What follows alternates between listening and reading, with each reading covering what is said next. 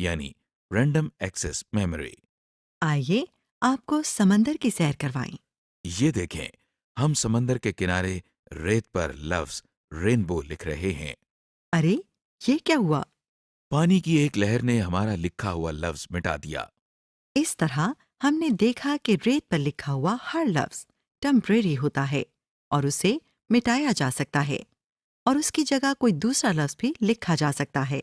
इसी तरह कंप्यूटर में भी टेम्पररी स्टोरेज या मेमोरी होती है, जिसे रैम यानी रैंडम एक्सेस मेमोरी कहते हैं। यहाँ वो इंफॉर्मेशन स्टोर की जाती है जो कंप्यूटर करंटली प्रोसेस कर रहा होता है, यानी जिस इंफॉर्मेशन पर उस वक्त काम हो रहा हो। अगर आपका कंप्यूटर किसी वजह से बंद हो जाए तो रैम में पड़ी हुई इंफॉर्मेशन बिल्कुल उसी तरह गायब हो जाती है। जिस तरह रेत पर लिखा हुआ लफ्ज लहरों के आने से मिट जाता है। इसीलिए रैम को वॉलेटाइल मेमोरी भी कहा जाता है। जब भी आप कंप्यूटर में कोई काम करते हैं, चाहे वो इनपुट, आउटपुट या प्रोसेसिंग हो, तो वो सबसे पहले इसी मेमोरी में स्टोर होती है। रैम में आप न सिर्फ स्टोर की हुई इंफॉर्मेशन पढ़ सकते हैं, बल्कि इसमें नई इंफॉर्मेशन को स्टोर भी कर सकते हैं और पहले से मौजूद इंफॉर्मेशन को मॉडिफाई या डिलीट भी कर सकते हैं। आगे चलने से पहले थोड़ी सी बात करते हैं मेमोरी के साइज पे।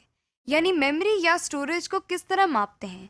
जिस तरह हर चीज को मापने के लिए एक यूनिट होता है। मसलन आप दूध लेते हैं तो लीटर में मापते हैं, फल खरीदते हैं तो किलो के हिसाब से, और पेंसिल खरीदते हैं तो दर्जन के हिसाब से वगैरह। इसी तरह कंप्यूटर में कोई टेक्स्ट को स्टोर करने के लिए हम जो यूनिट इस्तेमाल करते हैं वो बाइट है। आइए देखते हैं कि एक बाइट क्या है। मसलन अगर आप लिखते हैं पाकिस्तान, तो आप इस एक वर्ड में 8 हुरूफ यानी कैरेक्टर लिख रहे हैं। हर कैरेक्टर को स्टोर करने के लिए जितनी जगह दरकार है, उसे हम एक बाइट कहते हैं। तो यूं समझें कि जितनी बाइट्स हैं उतने कैरेक्टर आप स्टोर कर सकते हैं। बाइट एक छोटा यूनिट है, जैसे ग्राम। 1000 ग्राम मिलकर 1 किलोग्राम बनाते हैं।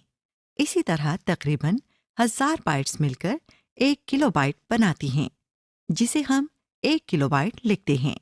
इसी तरह 1000 किलोबाइट्स मिलकर 1 मेगाबाइट होता है और 1000 मेगाबाइट्स मिलकर 1 गीगाबाइट बनाती है।